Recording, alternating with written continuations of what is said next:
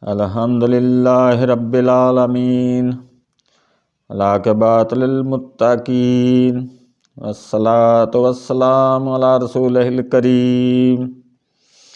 اللہم صلی علی محمد وآل محمد، اللہم صلی علی محمد وبارک وسلم۔ معزز ناظرین اکرام، عظمت مصطفیٰ صلی اللہ علیہ وسلم کے قابل ادراک پہلو، اس سلسلے میں پھر حاضر خدمت ہوں۔ میں ڈاکٹر اسرار احمد رحمۃ اللہ علیہ کو خراج عقیدت پیش کرتا ہوں۔ انہوں نے اسلام کے لیے بہت زیادہ خدمات انجام دیں۔ اللہ تعالیٰ ان کو جنت الفردوس میں جگہ عطا فرمائے۔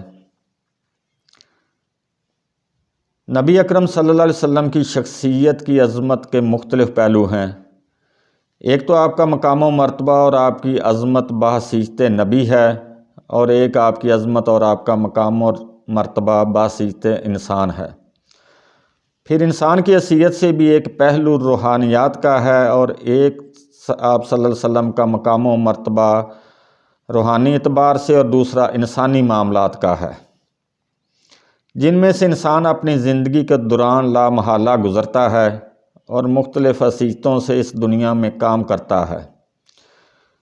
عظمت محمد صلی اللہ علیہ وسلم کے جو مختلف پہلو ہیں، ان میں بعض پہلوؤں کے اعتبار سے یہ بات اچھی طرح سمجھ لینی چاہیے کہ آپ صلی اللہ علیہ وسلم کی عظمت کا بیان تو درکنار، اس کا ادراک و شعور اور فہم بھی ہمارے لیے ناممکنات میں سے ہے۔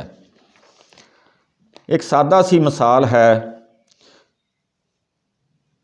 کسی دیہاتی کو کوئی مشکل تھی جسے کسی شہری بابو نے حل کر دیا۔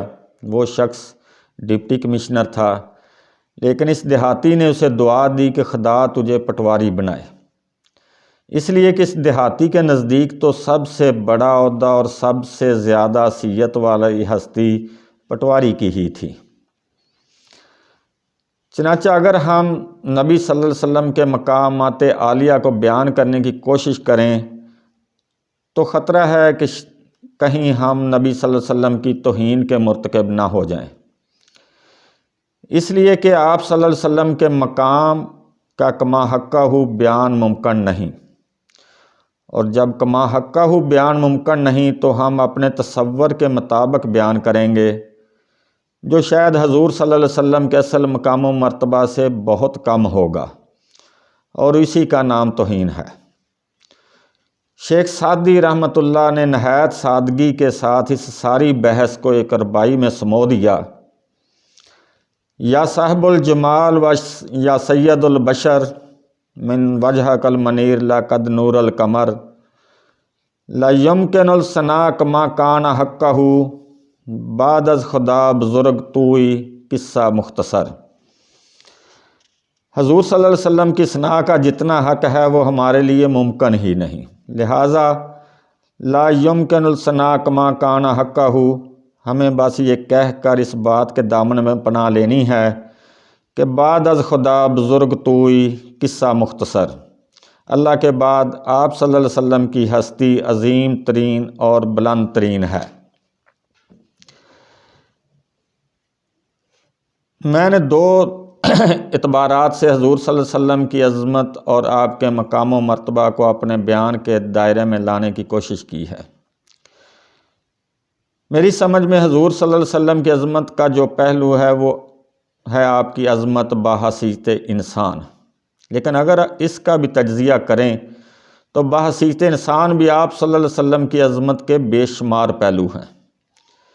مثلاً حضور صلی اللہ علیہ وسلم کی حیثیت اور آپ کا مرتبہ بحیثیت ایک سپہ سالار کیا تھا؟ بڑے بڑے فوجی جرنیلوں سے پوچھئے کہ محمد صلی اللہ علیہ وسلم نے مختلف غزوات میں جنگی خدمات انجام دیں، اس میں آپ نے کس مہارت کا ثبوت دیا؟ حالانکہ جنگ بدر سے پہلے آپ صلی اللہ علیہ وسلم نے کسی جنگ میں حصہ نہیں لیا تھا۔ غزوہ بدر سے پہلے آپ صلی اللہ علیہ وسلم نے صرف چند مہمات میں شرکت کی، باضابطہ جنگ کی تو نوبت ہی نہ آئی، لیکن دنیا دنگ ہے کہ جنگ کی مہارت اور اس کی حکمت عملی کو مرتب و معین کرنے میں آپ نے کس درجہ صلاحیت و قابلیت کا ثبوت دیا۔ پھر کسی سے صلح کرنی ہوتی تو صلح کی گفت و شنید نیگوسیشن میں آپ صلی اللہ علیہ وسلم نے کس مہارت، کس واقفیت اور کس اہلیت کا مظاہرہ فرمایا۔ صلح حدیبیہ ہو، مساق مدینہ ہو، یا اس سے پہلے یثرب کے مختلف طبقات کو آپس میں جمع کرنے کے لیے آپ نے جو معاہدہ فرمایا، اگر ان معاہدوں کا مطالعہ کریں تو عقلیں دنگ رہ جاتی ہیں۔ ایک قاضی القضاء کی حیثیت سے آپ صلی اللہ علیہ وسلم کا مقام کیا ہے؟ آج بھی اس دنیا میں قضاء جوڈیشنری کے سلسلے میں جس قدر اصول اختیار کیے گئے ہیں وہ سب کے سب محمد صلی اللہ علیہ وسلم کے عطا کردہ ہیں۔ مثلاً کسی بھی مقدمے میں ایک فریق کی بات سن کر فیصلہ نہ کیا جائے جب تک کہ فریق ثانی کو بھی سن نہ لیا جائے۔ یہ اصول آپ صلی اللہ علیہ وسلم کا بیان کردہ ہے۔ شک کا فائدہ ملزم کو دیا جائے گا، الزام لگانے والے کو نہیں۔ یہ فیصلہ محمد صلی اللہ علیہ وسلم کا ہے۔ اس طرح یہ اصول آپ صلی اللہ علیہ وسلم نے بنایا ہے کہ 100 مجرم چھوٹ جائیں تو کوئی حرج نہیں، لیکن کسی بے گناہ کو سزا نہ ملے۔ عالمی سطح پر پورا عدالتی نظام انہی اصولوں پر قائم ہے۔ یہ دوسری بات ہے کہ ہمارے ہاں کرپشن نے بیڑا غرق کر دیا ہے۔ ہماری خیانتیں، بدعنوانیاں، جانبداریاں، ہمارا بک جانا اور سیاسی لوگوں کا اللہ کار بن جانا، یہ وہ چیزیں ہیں جنہوں نے عدلیہ کا بیڑا غرق کیا ہوا ہے۔ لیکن جہاں تک اصولوں کا تعلق ہے، یہ اصول تو محمد صلی اللہ علیہ وسلم کے عطا کردہ ہیں۔ حضور صلی اللہ علیہ وسلم کا بحیثیت باپ کردار کیا تھا؟ یہ حضرت فاطمہ رضی اللہ عنہا سے پوچھیے۔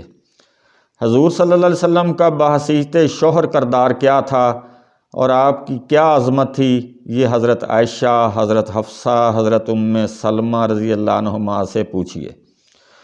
پھر یہ کہ ایک داماد ہونے کے اعتبار سے آپ کا کیا کردار تھا؟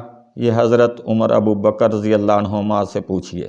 گویا جتنے انسانی پہلو ہو سکتے ہیں ان کے اعتبار سے آپ کی شخصیت کی عظمت اور کردار کی بلندی ہماری سمجھ میں آ سکتی ہے۔ ملیں گے اگلی ویڈیو میں، وما علینا الا البلاغ۔